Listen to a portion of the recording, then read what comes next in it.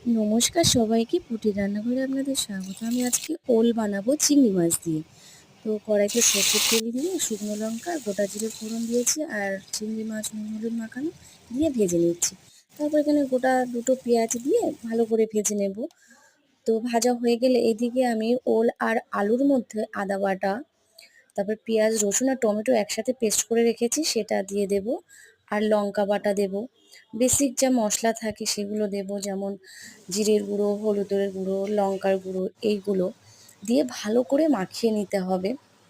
এখানে মাখানোটাই হচ্ছে বেশি ইম্পর্টেন্ট। সুন্দর করে মাখিয়ে নিয়ে তারপরে বেশ আধা ঘন্টাও রেখে দিলে ভালো হয়।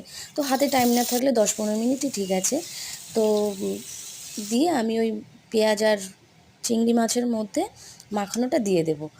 তো তারপরে একটু লবণ দেব, যেহেতু আমি মাখানোর সময় লবণ দিইনি, এবার টেস্ট অনুযায়ী লবণটা দিতে হবে।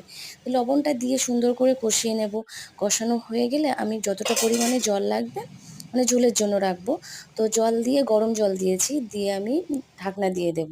তো নামানোর একটু আগে আমি চিনি দিয়েছি এখানে, আর ঘি আর গরম মশলা দিয়ে নামিয়ে নেব। দেখো আমার রান্নাটা হয়ে গেছে।